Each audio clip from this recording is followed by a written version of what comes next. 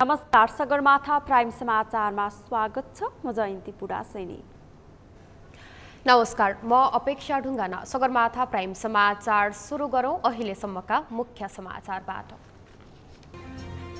आगामी चुनावमा 3 सिट जितेर देखाउन नेकपा यसलाई एमाले अध्यक्ष ओलीको चुनौती। जनमतको दुरुपयोग गरेको नेपालमाथि आरोप।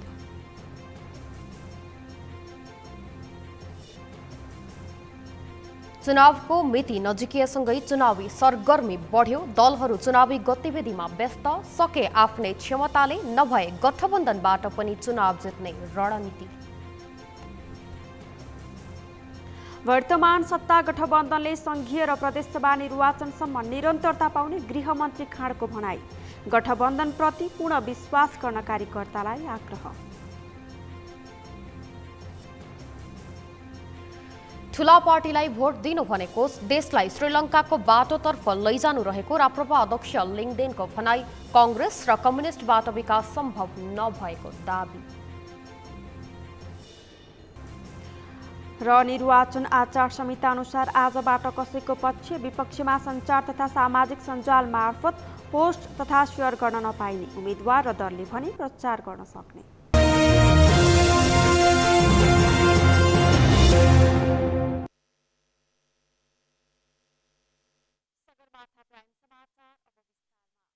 नेकपा एमाले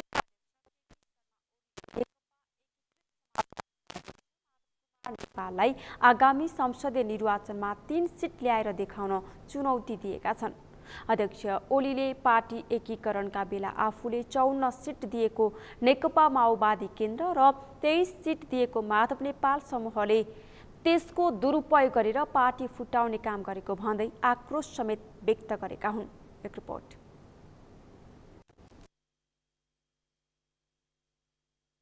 शुक्रबार काठमाडौँमा आयोजित नेकपा एमाले निकट राष्ट्रिय स्वास्थ्य कर्मी संघ नेपालको 4थो राष्ट्रिय महाधिवेशनमा अध्यक्ष केपी शर्मा ओलीले 23 सिट पाउने हुती नभएको भन्दै माधव नेपाल समूहले आगामी संसदीय निर्वाचनमा 3 सिट ल्याएर देखाउन चुनौती दिएका छन्। पार्टी एकीकरणका बेला आफूले 54 सिट दिएको नेकपा माओवादी केन्द्र र 23 सिट दिएको माधव नेपाल समूहले त्यसको दुरुपयोग गरेर पार्टी फुटाउने काम गरेको भन्दै उनले आक्रोश समेत व्यक्त गरे।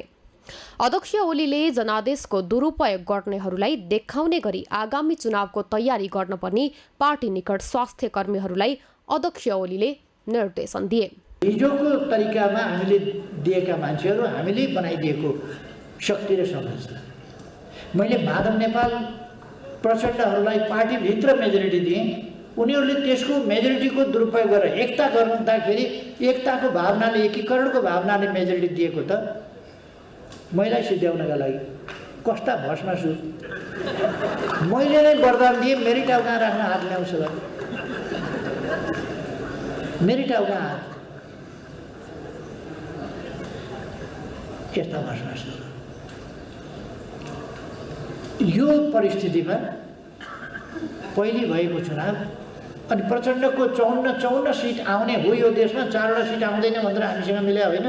अध्यक्ष ओलीले एउटा नागरिकको हैसियतले सरकारले गरेका राम्रा कामको समर्थन गर्न र नराम्रा कामको विरोध गर्न पनि स्वास्थ्य कर्मीहरूले सक्नुपर्ने बताए। उनले मेडिकल कलेज र इन्जिनियरिङ कलेज खोल्नै नदिन मतियारहरू सक्रिय रहेको बताए। वरिष्ठ चिकित्सक गोविन्द केसी प्रति संकेत गर्दै उनले म नखाऊ भनेपछि सरकार थरर कामले गरेको पनि बताए। विद्यार्थी बाहिर पढाउने र कमिसन खान पल्केकाहरूले नै नेपाल जस्तो स्वास्थ्यको हब बन्न लायक मुलुकमा मेडिकल कलेज नै खोल्न नदिने अवस्था आएको ओलीले तर्क गरे। नागरिकको हैसियतले होला हामी विभिन्न रेस्पोन्सिबिलिटीमा हौँला, सरकारको जागिर पनि खाउँला, कर्मचारी पनि हौँला। कर्मचारीको हिसाबमा कर्मचारीको हैसियतले सरकारलाई असहयोग गर्न मिल्दैन। सरकारलाई सहयोग गर्नुपर्छ, साथ दिनुपर्छ राम्रा काम अगाडि बढाउनका लागि र नराम्रा काम गर्न खोज्दाखेरि सरकारलाई सजग पनि गराउनुपर्छ। त्यस अवसरमा अध्यक्ष ओलीले परीक्षण ल्याबसम्म नभएको अवस्थामा कोभिड नियन्त्रणका लागि तत्कालीन आफू नेतृत्वको सरकारले असाधारण सफलता हासिल गरेको पनि स्मरण गराए।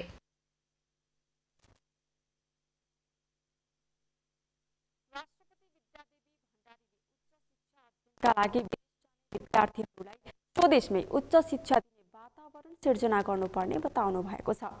आज उच्च शिक्षालय तथा माध्यमिक विद्यालय सङ्घ नेपाल हिसानको काठमाडौँमा सुरु भएको 8औं राष्ट्रिय महाधिवेशनको उद्घाटन गर्दै राष्ट्रपति भण्डारीले उच्च शिक्षा अध्ययनको लागि विदेश जाने विद्यार्थीलाई स्वदेशमै उच्च शिक्षा दिने वातावरण सिर्जना गर्नुपर्ने बताउनु भएको हो।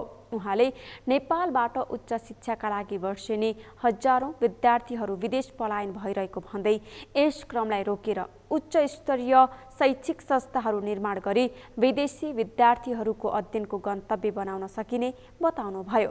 राष्ट्रपति भण्डारीले विदेशी विद्यार्थीहरूलाई समेत नेपालमा अध्ययन तथा अनुसन्धानका लागि आकर्षित गर्न सके शिक्षाको लगानी परिणाममा निकाल्न सकिने बताउनुभयो।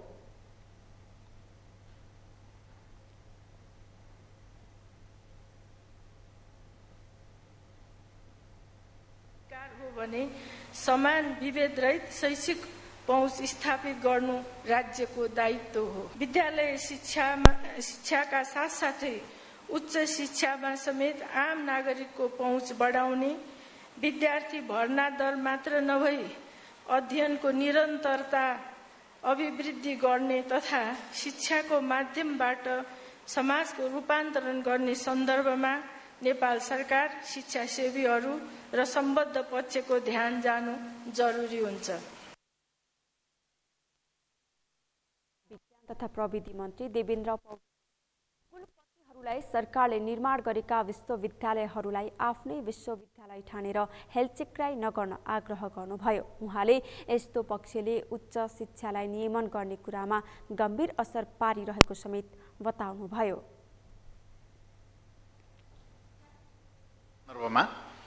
जुन विश्वविद्यालय राज्यले खोलेको छ र स्थापित छन् त्यो विश्वविद्यालयले त्यो क्षेत्रका कलेजहरू क्रमशः प्रक्रिया मिलाएर कानुन मिलाएर सम्बन्धित विश्वविद्यालयलाई पनि नराम्रो नहुने गरी हामीले हस्तान्तरण गरेर गइयो भनेदेखि व्यवस्थित गर्न सकिन्छ भन्ने हिसाबले हामी अलिकति तपाईहरुसित नै सल्लाह गरेर यो प्रक्रियालाई अगाडि बढाएर उच्च शिक्षालाई अलिकति नियमन गर्ने र व्यवस्थित गर्ने भनेका छौं। मन्त्री पौडेलले सरकारले उच्च शिक्षालाई नियमन र व्यवस्थित गर्न लागेको पनि बताउनुभयो।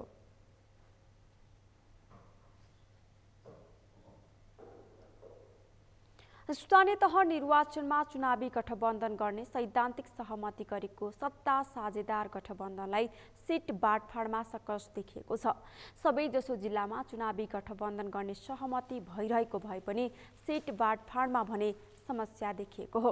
गठबन्धन बीच सिट बाँडफाँडको मापदण्ड भने टुङ्गो लाग्न सकेको छैन। नेपाली कांग्रेस, नेपाल कम्युनिस्ट पार्टी माओवादी केन्द्र, नेपाल कम्युनिस्ट पार्टी एकीकृत समाजवादी, जनता समाजवादी पार्टी नेपाल र राष्ट्रिय जनमोर्चाका शीर्ष नेताहरू आफू अनुकूल तालमेल तथा सिट बाँडफाँडको रणनीतिमा देखिएका छन्। केन्द्रमा 5 दलीय गठबन्धन बीच स्थानीय तह निर्वाचनमा गठबन्धन गर्ने सहमति भएसँगै विभिन्न जिल्लामा चुनावी गठबन्धनको सहमति भने भइरहेको छ। गठबन्धन गर्ने सहमति भएका जिल्लाको यथार्थ विवरण संकलनको काम भइरहेको छ। आइतबारसम्म विवरण आइसकेपछि सिट बाँडफाँडको मापदण्ड निर्धारण गरेर अघि बढ्ने नेताहरूले बताएका छन्। यद्यपि स्थानीय तहहरूमा आफ्नै दाबी रहेकाले सिट टुङ्गो लगाउन भने सकस देखिएको छ। निर्वाचनको मिति नजिकैसँगै दलहरू चुनावी गतिविधिमा केन्द्रित भएका छन्। निर्वाचन परिणाम आफ्नो पक्षमा पार्न दलहरू जुटेका छन्।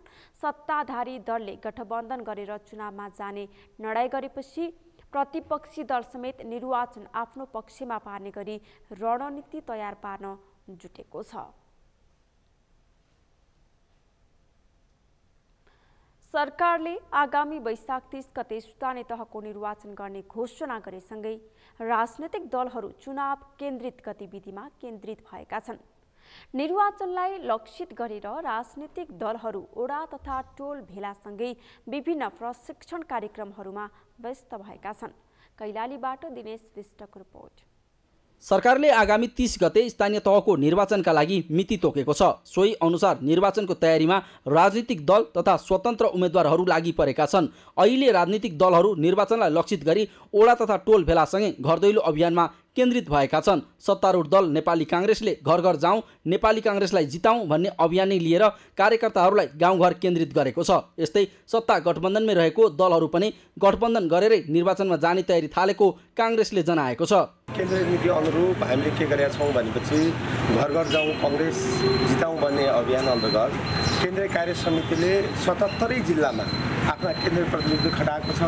त्यसै गरेर प्रदेश कार्य समितिले प्रत्येक प्रदेश निर्वाचन क्षेत्रमा आफ्ना सदस्य आफ्ना पदाधिकारीहरू जिल्लामा पठाएको छ।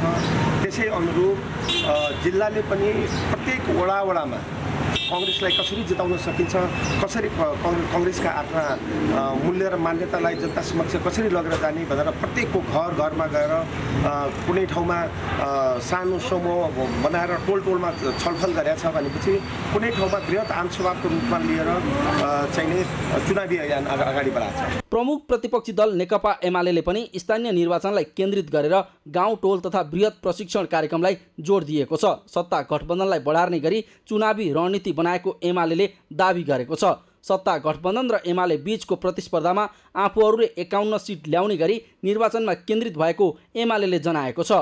हामीले हाम्रो निष्कर्ष हामीले योभन्दा अगाडि 38वटा पालिका जितेका ती पालिकाहरूलाई कायम गर्दै थप हामी 51% बढी पालिकामा हामी नेकपा एमालेलाई शानदारपूर्ण ढङ्गले जित सुनिश्चित गर्छौँ। त्यसका लागि आवश्यक तयारीहरू हामीले गरिरहेका छौँ। यो महिनाभित्र हाम्रा तलका प्रक्रियाहरू भोलि हामीले वडाका छलफललाई अगाडि बढाउँछौँ। 24 गतेसम्म नगरपालिका स्तरका प्रक्रियाहरूलाई अगाडि बढाउँछौँ। यो महिनाभित्र हामी जिल्लाबाट सिफारिस टुङ्ग्याएर प्रदेश तहमा पुर्याउँछौँ। यस्तै एमालेमा विद्रोह गरी छुट्टै पार्टी बनाएको नेकपा एकीकृत समाजवादीले पनि आफ्नो सङ्गठन निर्माणसँगै चुनाव केन्द्रित गतिविधिलाई तीव्र पारेको जनाएको छ। सके आफ्नै क्षमताले नभए गठबन्धनबाट भए पनि निर्वाचन लड्ने गरी पार्टीले तयारी गरेको जनाइएको छ। हामीले पार्टीमा विद्रोह गरेको चाहिँ अब धेरै पनि भएको छैन, 7 महिनै भयो होला जम्मा। त्यो अवधिमा हामीले सुदूरपश्चिममा चाहिँ अथवा मुलुकभरि नै साङ्गठनिक कामहरूलाई चाहिँ पुनर्गठन गर्ने कुराहरूमा हामीले केही चाहिँ अझै बाँकी छन्। कतिपय पालिकाहरू चाहिँ 1-2टा चाहिँ अब दुर्गम क्षेत्रमा चाहिँ गठन हुन नसकेको, कतिपय चाहिँ विभिन्न कारणले चाहिँ गठन हुन नसकेका चाहिँ कतिपय वडाहरू कमिटीहरू बनाइ नसकेको स्थिति रहेको अवस्थामै अहिले फेरि निर्वाचन आयोगले चाहिँ अब निर्वाचन घोषणा गर्यो। त्यस सम्बन्धमा त्यसपछि चाहिँ हाम्रो चाहिँ केन्द्रीय कमिटीको बैठकले अब यो दुईटा काम सँगसँगै निर्वाचनको तयारी र यो पार्टीको सङ्गठनात्मक कामलाई पनि चाहिँ सँगसँगै लैजानुपर्छ भन्ने उद्देश्यले यो अझ बढी चाहिँ फोकस केमा दियो भन्दाखेरि यो चैत्र मसान्त चाहिँ सम्बन्धमा हामीले एउटा अभियानकै रूपमा चाहिँ अभियान चलाएर अब हामीले चाहिँ बाँकी रहेका सङ्गठनको कामहरू पालिकाका अनि वडाका कमिटीहरू किन भन्दाखेरि ती सम्पन्न गर्ने भनेर चाहिँ यो चैत मसान्तभित्र चाहिँ सम्पन्न गर्ने र त्यसका साथसाथै निर्वाचनको पूर्व तयारी पनि त्यही अवधिमा चाहिँ सुरु गर्ने भन्ने कुराहरू चाहिँ केन्द्रले निर्देशन गरे अनुसारबाटै हामीले यो काम अगाडि बढाएका छौँ। यता नेकपा माओवादी केन्द्रले पनि टोल कमिटी गठन गरी प्रशिक्षणका कार्यक्रमलाई तीव्र बनाएको छ। यससँगै अन्य दलहरू पनि चुनाव केन्द्रित गतिविधिमा सक्रिय भएका छन्। सुदूरपश्चिममा सत्ता गठबन्धनमै रहेर निर्वाचनमा जाने गरेर सम्भावना बढेसँगै एमाले पनि राष्ट्रिय प्रजातन्त्र पार्टी र विप्लव नेतृत्वको नेपाल कम्युनिस्ट पार्टीसँग तालमेल गर्ने गरी तयारी थालेको छ। सगरमाथा टेलिभिजनका लागि कैलालीबाट दिनेश विष्टको रिपोर्ट। सरकारले नेपाल दूरसञ्चार कम्पनी लिमिटेडको प्रबन्ध निर्देशकमा सुनिल पौडेललाई नियुक्त गरेको छ। चैत 24 गते बिहिबार बसेको मन्त्री परिषदको बैठकले नेपाल दूरसञ्चार कम्पनी लिमिटेडको प्रबन्ध निर्देशकमा सुनिल पौडेललाई नियुक्त गरेको हो। आज मन्त्री परिषदको निर्णय सुनाउँदै सञ्चार सूचना तथा प्रविधि मन्त्री एवं सरकारका प्रवक्ता ज्ञानेन्द्र बहादुर कार्कीले सरकारले हेटौडा सिमेन्ट उद्योग लिमिटेडको महाप्रबन्धकमा वसन्त कुमार पाण्डेलाई नियुक्ति गरेको पनि बताउनुभयो। त्यस्तै सरकारले बुढीगण्डकी जलविद्युत आयोजना सम्बन्धी नेपाल सरकार मन्त्री परिषदको मिति 2075/65 को निर्णय खारेज गरेको छ। प्रवक्ता कार्कीका अनुसार सरकारले अम्लेखगञ्ज सबस्टेसनको लागि जग्गा प्राप्ति गर्ने र प्रारम्भिक कारबाही चलाउने अधिकारी तोक्ने पश्चिम सेती कोरिडोर 400 केबी प्रसारण लाइन आयोजनाको लागि जग्गा प्राप्ति गर्ने र प्रारम्भिक कारबाही चलाउने अधिकार तोक्ने, लाठीनाथ 33 केभी प्रसारण लाइन तथा सबस्टेसनको लागि जग्गा प्राप्ति गर्ने र प्रारम्भिक कारबाही चलाउने अधिकारी तोक्ने निर्णय गरेको छ। प्रवक्ता कार्कीले सरकारले श्रम अदालतको अध्यक्ष पदमा उच्च अदालत विराटनगर ओखलढुङ्गा इजलासका न्यायाधीश वासुदेव आचार्यलाई तोकेको बताउनुभयो।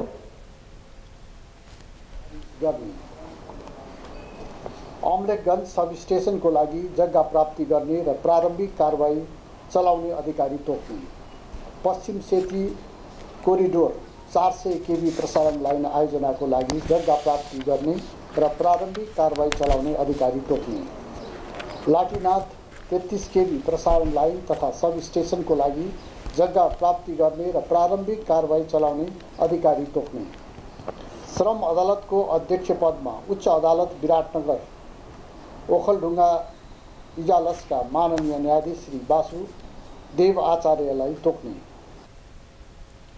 प्रवक्ता कार्कीले सरकारले ज्येष्ठ नागरिकहरूलाई विशिष्ट प्रकारको स्वास्थ्य सेवा उपलब्ध गराउन विशेषज्ञ सेवासहित एक ज्येष्ठ नागरिक अस्पताल स्थापना गर्न सैद्धान्तिक सहमति प्रदान गर्ने निर्णय गरेको पनि बताउनुभयो।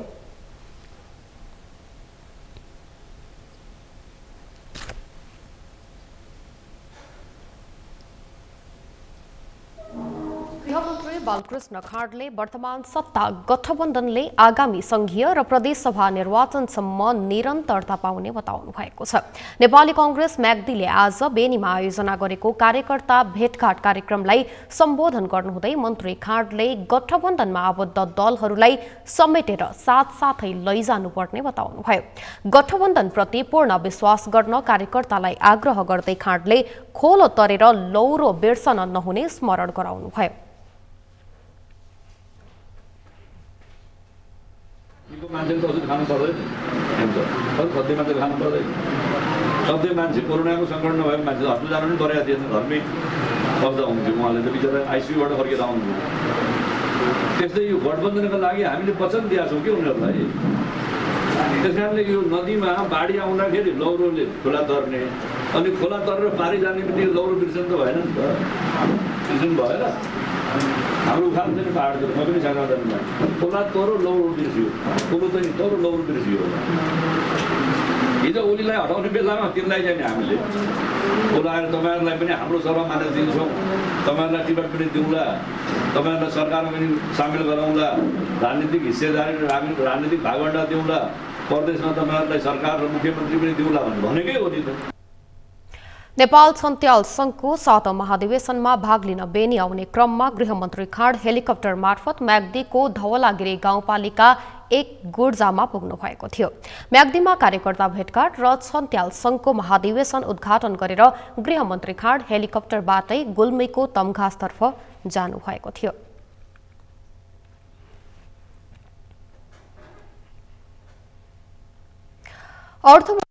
शर्माले अर्थतन्त्र धराशायी भएको भन्ने विषयमा नेपाल र श्रीलङ्का बीच तुलना हुनै नसक्ने बताएका छन्। श्रीलङ्का र नेपालको ऋणको उत्पादन क्षेत्र, विदेशी लगानी र ऋण सहायताको कुरालाई हेर्दा समेत तुलना हुने कुरा नभएको भन्दै उनले केही मानिसहरूले नेपाललाई श्रीलङ्का बनाउन खोजे पनि उनीहरूको सपना पूरा गर्न नदिने दाबी गरे। एक रिपोर्ट। अर्थमन्त्री जनार्दन शर्माले नेपालको अर्थतन्त्रको विषयलाई लिएर नेपाल र श्रीलङ्काबीच तुलना हुन नसक्ने बताएका छन्। उनले नेपालको पछिल्लो अर्थतन्त्रलाई सतही रूपमा हेरेर श्रीलङ्काकी तुलना गर्ने र नेपाललाई श्रीलङ्का बनाउने सपना देखिरहेको भए पनि आफूहरूले त्यो हुन नदिने बताएका छन्। शुक्रबार नेपाल राष्ट्र बैंकले आयोजना गरेको national conference on economics and finance विषय कार्यक्रममा बोल्दै अर्थमन्त्री शर्माले अछामको पृथ्वीबहादुर शाहको खातामा अमेरिकाबाट आएको करोडौं रकम फुक्का गरिदिन राष्ट्र बैंकका सञ्चालक समितिमा रहेका एक सदस्यले नै बार्गेनिङ गरेको आफूले सूचना पाएको खुलासा गरेका छन्। उनले अछामका पृथ्वीबहादुर शाहको खातामा अमेरिकाबाट आएको करोडौं रकम फुक्का गरिदिन राष्ट्र बैंकका सञ्चालक समितिमा रहेका एक सदस्यले $30,000 माग गरेको सूचना पाएको बताएका हुन्। साथै उनले राष्ट्र बैंकको गोप्य सूचनाहरू राष्ट्र बैंककै उच्च अधिकारीहरूले मिडियामा दिने गरेको आरोप समेत लगाए। गोप्य कुराहरू किन पुर्याइन्छ उनले प्रश्न गरे। कुनै नागरिक समस्यामा परेर निवेदन दियो के रहेछ हेरिदिनुस् भन्दा मिडिया खोजेर त्यहाँ गोप्य कुराहरू किन पुर्याइन्छ उनले प्रश्न गरे। एउटा सञ्चालक समितिले बार्गेनिङ गरेको सुनेको छु, आधिकारिक कुरा थाहा छैन मलाई। 30,000 डलर चाहियो भनेर बार्गेनिङ गरेको रे सञ्चालक समिति सदस्यले। अब कहिलेकाहीँ कोही आउँछ र निवेदन दिन्छ, त्यो निवेदन ल नि त के छ यसको हेरिदिनु न भनेपछि मिडियालाई बुझाएर बुझाइन्छ। मिडिया खोजेर गोप्य कुराहरू त्यहाँ पुर्याइन्छ किन? त्यस्तै अर्थमन्त्री शर्माले नेपाल र श्रीलङ्का बीच तुलना हुन नसक्ने बताए। उनले श्रीलङ्का र नेपालको ऋणको उत्पादन क्षेत्र विदेशी लगानी र ऋण सहायताको कुरालाई हेर्दा समेत तुलना हुने कुरा नभएको बताए। उनले विलासिताका सामान सरकारले धेरै छुट दिएकाले आयात बढ्दा विदेशी मुद्रा सञ्चितमा दबाव परेको बताए। उनले मुलुकमा नै उत्पादनको अथाह सम्भावना भए पनि उत्पादन बढाउने नीति बनाउन नसकेको बताए। सरकारले बनाएको नीतिमा नै समस्या रहेको बताए। नेपाल र श्रीलङ्काको तुलनै हुन सक्दैन। हाम्रो ऋणको कुराले हेर्नुहोस्, हाम्रो उत्पादन क्षेत्रको कुराले हेर्नुहोस्, हाम्रो विदेशीसँगको विदेशी लगानीको कुराले हेर्नुहोस्, ऋण सहायताको कुराले हामीले हेरौँ, त्यो तुलना हुने कुरै छैन। तुलना नहुने कुरामा तुलना गर्दै आज जनतालाई आतंकित पार्ने एक थरीहरूले जो गरिरहेका छन् त्यो गलत छ, त्यसको खण्डन गर्नुपर्छ। अर्थतन्त्रमा फेरि समस्याहरू छ, हामीले पनि भनिरहेछौँ। त्यस्तै मन्त्री शर्माले मुलुकको अर्थतन्त्रमा रुस र युक्रेन बीचको युद्धका कारण थप समस्या आएको स्वीकार गरे। उनले दुई देशबीचको युद्ध स्रोत केन्द्रित भएकाले पनि विश्व अर्थतन्त्रमा प्रभाव परेको बताए। विश्वमा देखिएको नयाँ परिस्थिति, विश्वमा अहिले भइरहेको ध्रुवीकरण, भइरहेको वार, रुस र युक्रेनको वारमा विश्वको ध्रुवीकरण भइरहेको छ, त्यसले पारेको प्रभाव। वार मात्रै छैन, त्यहाँ स्रोत पनि वार किन भइरहेको स्रोत केन्द्रित छ त्यहाँ। त्यसकारण स्रोत केन्द्रित भएको ती स्रोतहरूमा युद्धले पारेको प्रभावको कारणले आज हामीलाई पनि त्यसले असर गरेको छ। अर्थमन्त्री शर्माले प्रविधिले नेपालको अर्थतन्त्रमा फाइदासँगै बेफाइदा पुर्याइरहेको बताए। उनले ती प्रविधिले पुर्याएको चुनौतीको सामना गर्न तयार हुनुपर्ने बताए। प्रविधिको विकासले आउने चुनौतीबाट हामी डराउने होइन। प्रविधिको विकास हुन्छ, त्यसले मानव सभ्यतालाई, मानव समाजलाई एउटा सकारात्मक प्रभाव दिन्छ। जहाँ सकारात्मक कुरा हुन्छ नि त्यसको फेरि ठिक उल्टो नकारात्मक कुरा पनि सँगसँगै आउँछ। पछिल्लो समय प्रविधिको विकासले, डिजिटलाइजेसनले, जो डिजिटल एउटा विश्व बन्दैछ, यसले एउटा सकारात्मक प्रभाव त ल्यायो, सँगसँगै नकारात्मक कुराहरू पनि ल्याएर आएको छ। हाम्रो अर्थतन्त्रमा त्यसका चुनौती पनि थपिए।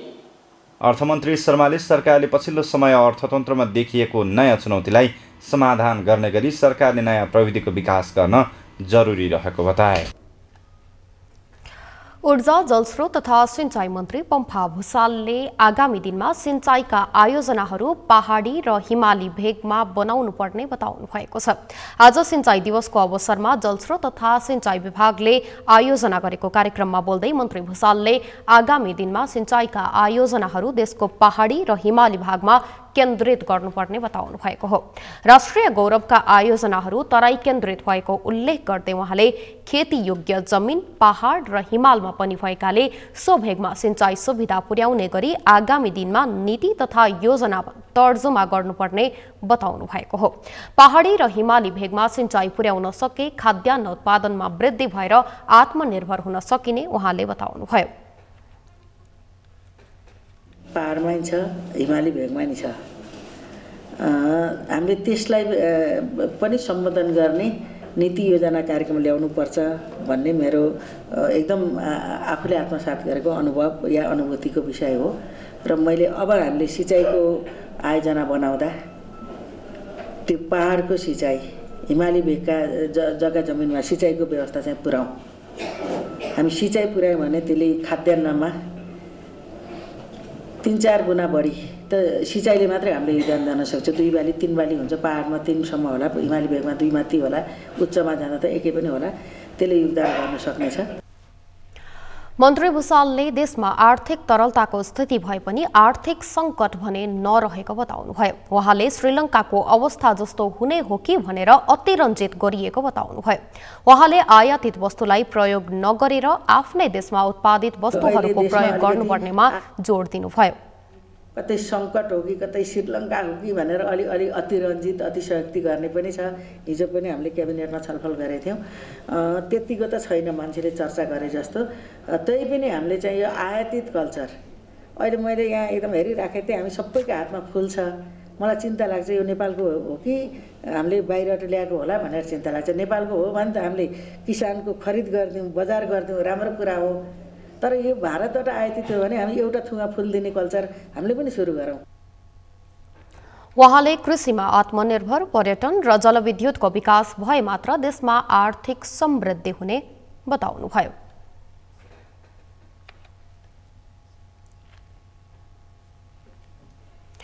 श्रम, रोजगार तथा सामाजिक सुरक्षा मन्त्रालयले वैदेशिक रोजगारबाट फर्किएर नेपालमा नै उद्यम गर्ने 8 जना उद्यमीहरूलाई सम्मान गरेको छ।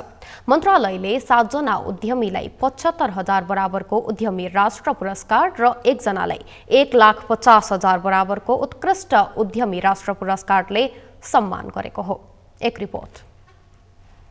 शुक्रबार श्रम, रोजगार तथा सामाजिक सुरक्षा मन्त्रालयले एक कार्यक्रमको आयोजना गरी वैदेशिक रोजगारीबाट फर्की नेपालमा उद्यम गरेका 8 जना उद्यमीलाई उद्यमी राष्ट्र पुरस्कार र उत्कृष्ट उद्यमी राष्ट्र पुरस्कारले सम्मान गरेको छ। मन्त्रालयले 7 जना उद्यमीलाई 75,000 बराबरको उद्यमी राष्ट्र पुरस्कार र 1 जनालाई 1,50,000 बराबरको उत्कृष्ट उद्यमी राष्ट्र पुरस्कारले सम्मान गरेको हो। उक्त सम्मान कार्यक्रममा श्रम मन्त्री किसान श्रेष्ठले वैदेशिक रोजगारीमा गएका र रोजगारीमा गएर फर्किएका वा जान लागेका सबैलाई राज्यले सम्मान गर्नुपर्ने बताए। मन्त्री श्रेष्ठले वैदेशिक रोजगारीमा गएर नेपालमा 10 लाख बराबरको पैसा पठाउँदा 10 लाख नै ब्याज बिना सीमित समयको लागि दिने व्यवस्था सरकारले गर्न लागेको समेत बताए। उनले वैदेशिक रोजगारीमा गएर श्रमिकले कमाएको रेमिट्यान्सबाट देशको अर्थतन्त्र चलेको भए पनि वैदेशिक रोजगारीमा जाँदा ठगिने अवस्थाको अन्त्य गर्न नसकिएको बताए।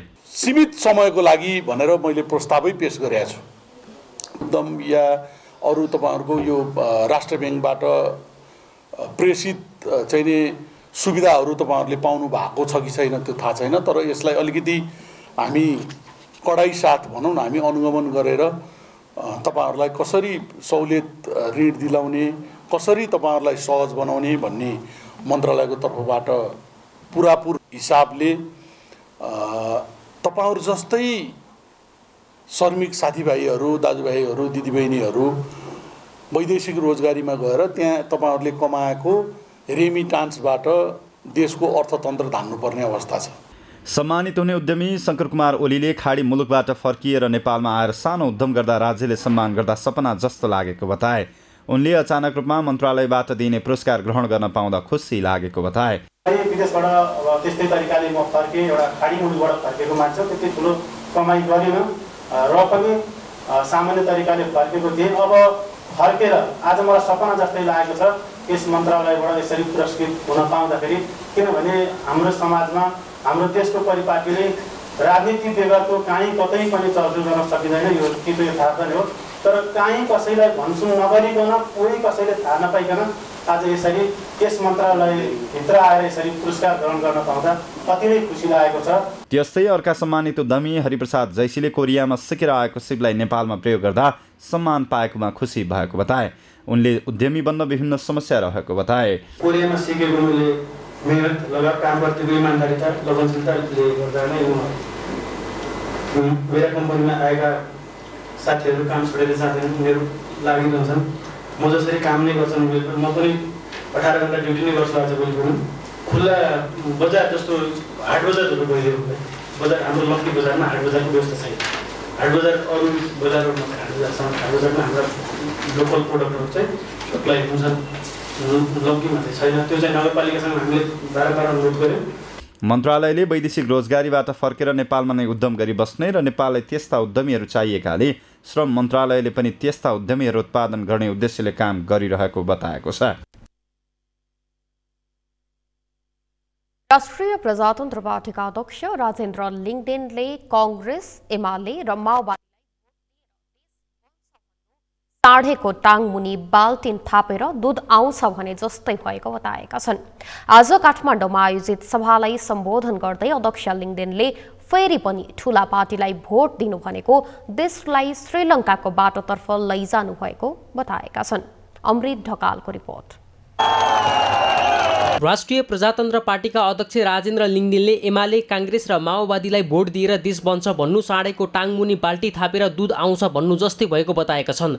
शुक्रबार काठमाडौँको खुला मञ्चमा आयोजित चुनावी सभालाई सम्बोधन गर्दै अध्यक्ष लिङदेनले फेरि पनि ठूला पार्टीलाई भोट दिएर जिताउनु भनेको देशलाई असफल राष्ट्र बनाउनु भएको बताएका छन्। अहिले पनि फेरि पनि यिनै विद्यमान पार्टीहरूलाई अहिले नै नेतृत्व गरिराखेका पार्टीहरूलाई भोट दिएर यो देश बन्छ भन्नु साँडेको टाङमुनि बाल्टी थापेर दुधको आशा गर्नु जस्तो।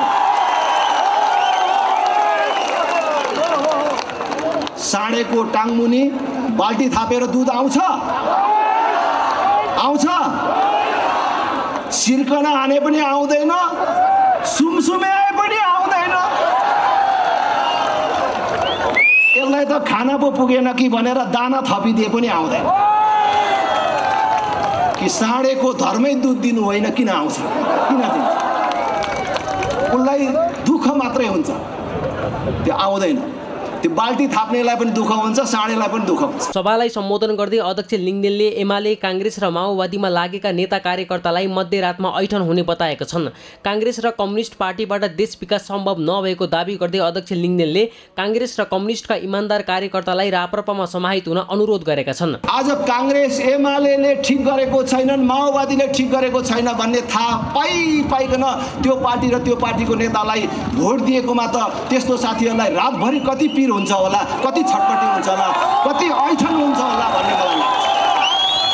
त्यसकारण अब यो धेरै ऐठन नबोकौँ, यो धेरै पिर नबोकौँ, यसले बिमार ल्याउँछ। हर रात यसरी छटपटाउन थालियो भने आफ्नो क्षति हुन्छ। त्यसकारण राष्ट्रिय प्रजातन्त्र पार्टीले ओखती लिएर आएको छ, औषधि लिएर आएको छ। अब एकचोटि राष्ट्रिय प्रजातन्त्र पार्टीमा जोड्यौं। अध्यक्ष लिङदेनले देश प्रमुख राजनीतिक दलको अघोषित गठबन्धनको शिकार भएको बताएका छन्। उनले 2046 सालपछि देश पूर्ण रूपले बेरोजगार उत्पादन गर्ने कारखानामा परिणत भएको समेत उल्लेख गरेका छन्। राप्रपाले हिंसाको बाटो नअपनाउने बताएका अध्यक्ष लिङदेनले आगामी तिनै तहका निर्वाचनबाट ठूला पार्टीको बाकस खाली गरिदिन पनि अपिल गरेका छन्। यी पार्टीहरूले, यी नेताहरूले बेइमानी गरे, यिनीहरूलाई बाटो छेक्नुहोस्, ढुङ्गा हान्नुहोस्, कालो मोसो दल्नुहोस्, आक्रमण गर्नुहोस् भन्न आएको होइन र हामी भन्न चाहदैनौँ र हामी हिंसामा विश्वास गर्दैनौँ। यो 1 वर्षभित्र हुने 3टै तहको निर्वाचनमा यिनीहरूको बाकस खाली गरेर देखाइदिनुहोस् भन्ने अपिल गर्न चाहन्छु।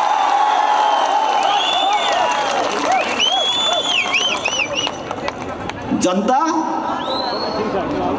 यो कुनै पार्टीको गोठको गाईबस्तु होइन। जनता सार्वभौम छ, स्वतन्त्र छ, आफ्नो भाग्य भविष्यको बारेमा निर्णय गर्न सक्षम छ भन्ने कुरा यसपालि प्रमाणित गरेर देखाइदिउँ। अध्यक्ष लिङदेनले आफ्नो पार्टीले निर्वाचनमा जिते 12 कक्षासम्मको अध्ययनलाई पूर्ण रूपले निःशुल्क बनाउने र भ्रष्टाचार मुक्त समाज बनाउने बताएका छन्। सगरमाथा टेलिभिजनका लागि क्यामेरामा सन्तोष छेत्रीका साथमा अमृत रकाल, काठमाडौँ। समाचारमा पालो भएको छ विश्रामपछि। अघोषित लोड सेटिङ गरिएको भन्दै उद्योगी व्यवसायीको आपत्ति। लोड सेटिङ गर्नै परे तालिका सार्वजनिक गर्न माग। कतै पनि लोड सेटिङ नगरिएको सरकारी दाबी। युक्रेनको बुचामा भएको हत्याका सम्बन्धमा रुसी सैनिकले चर्चा गरेको सुनिएको अन्तर्राष्ट्रिय सञ्चार माध्यमहरूको भनाई। जेलेन्स्कीद्वारा रुसको कडा आलोचना। र इन्डियन प्रिमियर लिग आइपिएलमा आज एक खेल हुँदै पंजाब किङ्स र गुजरात टाइटन्स बीच प्रतिस्पर्धा हुने।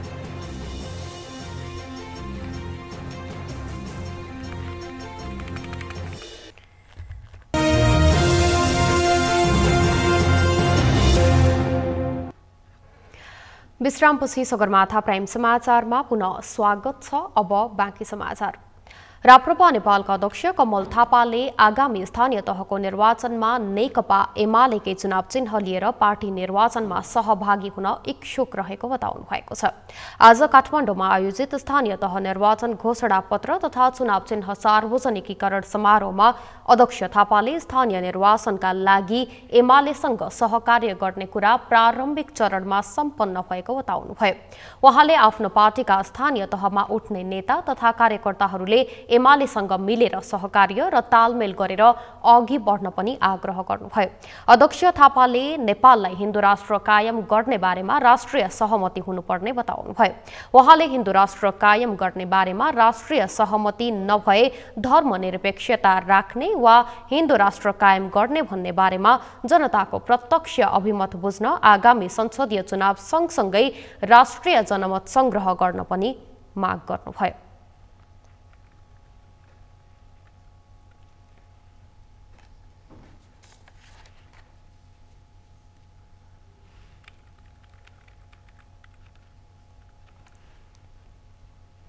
सरकारले राजनीतिक र पारिवारिक भागभण्डाका आधारमा विभिन्न 20 मुलुकमा राजदूत सिफारिस गरेको छ। मन्त्री परिषदले बिहीबार राजनीतितर्फ 12 र परराष्ट्रतर्फका 8 जनाको नाम सिफारिस गर्दा राजदूतको सूचीमा राजनीतिक पृष्ठभूमिदेखि पारिवारिक पृष्ठभूमिका व्यक्ति पनि परेका छन्। नरेन्द्र महताराको रिपोर्ट। राजदूतको जिम्मेवारी लिने व्यक्तिसँग कूटनीति र अन्तर्राष्ट्रिय विषयमा ज्ञान हुनुपर्ने मान्यता छ, तर नेपाल सरकारले विभिन्न मुलुकमा यो मान्यता भन्दा बाहिरका व्यक्तिहरूलाई राजदूतमा सिफारिस गर्ने गरेको छ। राजदूत नियुक्ति गर्दा सम्बन्धित व्यक्तिको योग्यता र क्षमता भन्दा उसको पृष्ठभूमि हेर्ने गरिएको छ। अहिले नेपालबाट विभिन्न मुलुकका लागि सिफारिस गरिएका राजदूतहरूका हकमा ठ्याक्कै यही क्रम दोहोरिएको छ। बिहीबार मन्त्री परिषदले विभिन्न 20 देशका लागि राजदूतहरू सिफारिस गरेको छ। स्थानीय तहको निर्वाचन नजिकेका बेला निर्वाचन आयोगले निर्वाचन आचार संहिता जारी गरेपछि सरुवा बडुवासम्मका नियुक्ति गर्न नपाइने हुँदा सरकारले धमाधम नियुक्ति गरेको हो। यस्ता क्षेत्रमा योग्य र सक्षम व्यक्ति आउनुपर्ने सर्वसाधारणहरूको भनाइ छ। बाहिरी देशहरूमा राजदूत नियुक्तिको कुरामा हुन्छ, किनकि त्यो विषयमा बुझेको जानेको जसले चाहिँ नेपालको रिप्रेजेन्ट गर्न सकोस् होइन, नेपालमा भएका चाहिँ जुनसुकै कुराहरू गर्न सकोस् त्यस्ता कुराहरू चाहिँ बुझेका मान्छेहरू दक्ष चाहिँ गर्न सक्यो भनेदेखि चाहिँ राम्रो हुन्छ। अब अहिले चाहिँ भागभण्डा व्यक्तिगत प्रलोभन अब आर्थिक प्रलोभनको कुराहरू जुन नियुक्ति भइरहेछ नि त्यसले चाहिँ राम्रो सन्देश जाँदैन र त्यसले चाहिँ राष्ट्रमा अगाडि पुर्याउन पनि सक्दैन। राजदूत नियुक्तिमा राजनीतिदेखि पारिवारिक पृष्ठभूमिसम्मका व्यक्तिहरू समेटिएका छन्। माधव कुमार नेपालका बहिनी ज्वाइँ नाता पर्ने कैलाश पोखरेल अस्ट्रेलियाका लागि राजदूतमा सिफारिस भएका छन्। ऊर्जा मन्त्री पम्पा भुसालका बहिनी ज्वाइँ नाता पर्ने वासुदेव मिश्र श्रीलङ्काका लागि राजदूतमा सिफारिस भएका छन्। सरकारले नेपाली काङ्ग्रेस, माओवादी केन्द्र, एकीकृत समाजवादी र जनता समाजवादी लगायतका दलहरूबाट 12 जना राजदूतको नाम सिफारिस गरेको छ। राजदूतहरू कुनै पनि देशको कूटनीति सम्बन्धित देशमा बुझाउन योग्य हुनुपर्ने परराष्ट्र मामिलाका जानकारहरू बताउँछन्। अहिले राजदूत भएकावालाहरू टप्प टिपेर चाहिँ आफ्नो पार्टीको भागभण्डा पुर्याउनलाई अब घरायसी भागभण्डा पुर्याउनलाई चाहिँ यसरी राजदूत नियुक्ति गरेको छ। यो चाहिँ राम्रो चलन होइन। वास्तवमा हेर्नुहोस्, राजदूत भनेको चाहिँ नेपालको डिप्लोमेसी विदेशमा बुझाउने, त्यसपछि आएर नेपालको प्रतिनिधित्व गर्दै नेपालको फलानो समयमा इकोनोमिक डिप्लोमेसी नेपालको यस्तो छ भनेर बुझाउन सक्ने पनि हुनुपर्छ। मलेसियाका लागि राजदूतमा सिफारिस भएका डिल्लीराज पौडेल काङ्ग्रेस नेता रामचन्द्र पौडेल निकट मानिन्छन्। यस्तै इजरायलका लागि राजदूतमा सिफारिस भएकी कान्ता रिजाल काङ्ग्रेस नेता शशाङ्क कोइराला निकट मानिन्छन्। सिफारिस हुने राजदूतहरूमा माओवादी केन्द्रदेखि जनता समाजवादीसम्मका व्यक्तिहरू प्राथमिकतामा परेका छन्। विभिन्न मुलुकमा नेपालका 30 राजदूतावास, 3वटा संयुक्त राष्ट्रसङ्घका लागि स्थायी नियोग र 6वटा महावाणिज्य दूतावास रहेका छन्। अयोग्य र असक्षम व्यक्तिहरू राजदूतमा सिफारिस हुँदा उनीहरूले देशको प्रतिनिधित्व गर्न नसक्ने परराष्ट्र मामिलाका जानकारहरूको भनाइ छ। नेपालको नाम दुर्नाम हुँदै जान्छ। आउन सक्ने योग्य व्यक्ति राजदूतमा सिफारिस भएको खण्डमा देशको परराष्ट्र नीति र सम्बन्धमा क्रमशः सुधार आउने देखिन्छ। सगरमाथा टेलिभिजनका लागि क्यामेरामा पूर्ण वाग्लेका साथमा नरेन्द्र महतारा, काठमाडौँ। सरकारले राजनीतिक र पारिवारिक भागभण्डाका आधारमा विभिन्न 20 मुलुकमा राजदूत सिफारिस गरेको छ। मन्त्री परिषदले बिहीबार राजनीतितर्फ 12 र परराष्ट्रतर्फ 8 जना राजदूत सिफारिस गर्दा राजदूतको सूचीमा राजनीतिक पृष्ठभूमिदेखि पारिवारिक पृष्ठभूमिसम्मका व्यक्ति परेका छन्। यसै सन्दर्भमा आज हामीले सगरमाथा जनबोलीमा सर्वसाधारणलाई सोधेका थियौं, राजनीतिक नियुक्ति गर्दा क्षमताभन्दा भागभण्डाले प्राथमिकता पाउनुलाई के भन्नुहुन्छ? हेरौं उनीहरूको भनाइ उनीहरूकै शैलीमा।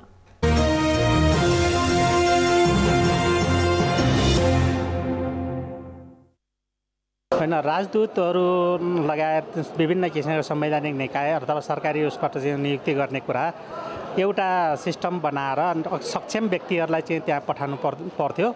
अहिले सबै खालका सरकार सबै जुनसुकै सरकार बन्दा पनि आफ्नो नातागोता आफ्ना मान्छेहरूलाई पठाउने गर्छन् र त्यो जुन उद्देश्यका निम्ति जुन ठाउँमा चाहिँ जुन नियुक्ति गरिन्छ त्यो काम चाहिँ अब सफलतापूर्वक चाहिँ सम्पन्न हुँदैन र हामी आम नेपालीहरूले चाहिँ दुःख पाइरहेका छौँ। अब यसमा चाहिँ हाम्रो भन्दा पनि राम्रो व्यक्तिहरूलाई छनौट गर्नुपर्छ सम्बन्धित निकायमा र त्यो विषयको एक्सपर्ट को हो त होइन, विज्ञताको आधारमा र उसको कार्यक्षमताको आधारमा चाहिँ पोलिटिकल पार्टीले त्यस्ता साझा व्यक्तिहरूलाई चाहिँ छनौट गरेको खण्डमा चाहिँ त्यो सम्बन्धित क्षेत्रको विकास त्यसको सम्वर्धन हुनेमा ढुक्क हुन्छ। तर पोलिटिकल पार्टीले आफ्ना र खास गरी परिवारभित्रकै मानिसहरूलाई चाहिँ सेलेक्सन गर्ने प्रक्रियाले गर्दा यो देशको अहिलेको परिपाटी चाहिँ बिग्रदो अवस्थामा छ। यसलाई नकारात्मक पक्ष छ, यसलाई चाहिँ घटाएर जानुपर्छ भन्ने लाग्छ। यो त गम्भीर प्रकारको गल्ती भएको छ। यसमा कुनै चाहिँ अब जनताले आशा सिङ्गो राष्ट्रको लागि नै एउटा चाहिँ दुःखदायी विषय हो। यो देशले परिवर्तन चाहेको छ, समाजले परिवर्तन चाहेको छ। त्यो भावनाले देश र समाज परिवर्तनका निम्ति योग्य व्यक्ति नभइकन समाज पनि परिवर्तन हुन्न, व्यक्ति पनि परिवर्तन हुन्न, देश पनि परिवर्तन हुन्न। त्यसकारण राम्रो मान्छे चाहिन्छ।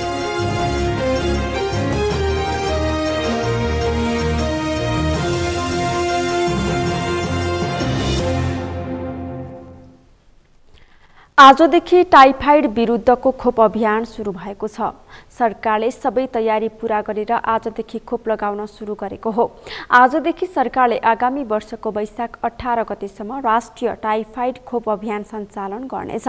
खोप अभियानको पहिलो चरणमा सरकारले 15 महिनाभन्दा माथि र 15 वर्षभन्दा मुनिका बालबालिकाहरूलाई लक्षित गरेर खोप अभियान शुभारम्भ गर्न लागि स्वास्थ्य तथा जनसङ्ख्या मन्त्रालयका सहप्रवक्ता डाक्टर समीर कुमार अधिकारीले जानकारी दिनुभएको छ।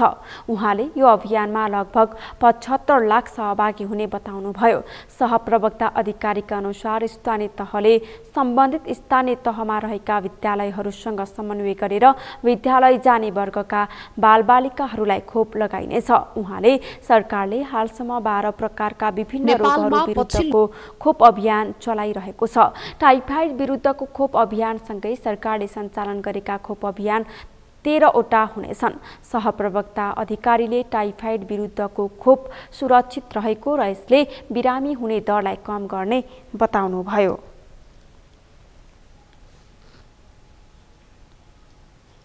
सगरमाथा प्राइम समाचारमा एकैछिन विश्रामपछि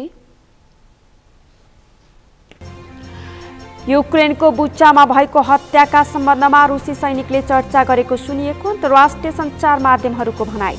जेलेन्स्कीद्वारा रुसको कडा आलोचना। र इन्डियन प्रिमियर लिग आइपिएलमा आज एक खेल हुँदै पंजाब किङ्स र गुजरात टाइटन्स बीच प्रतिस्पर्धा हुने।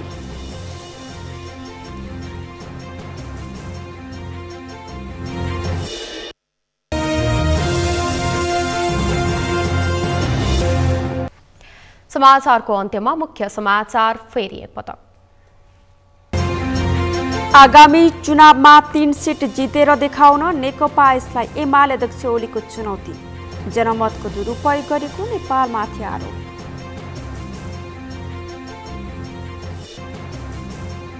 चुनावको मिति नजिकिएसँगै चुनावी सरगर्मी बढ्यो। दलहरू चुनावी गतिविधिमा व्यस्त, सके आफ्नै क्षमताले नभए गठबन्धनबाट पनि चुनाव जित्ने रणनीति।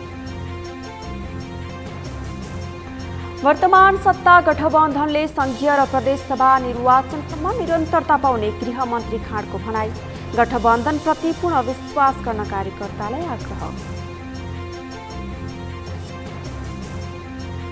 ठूला पार्टीलाई भोट दिनु भनेको देशलाई श्रीलङ्काको बाटोतर्फ लैजानु रहेको राप्रपा अध्यक्ष लिङ्गदेनको भनाई।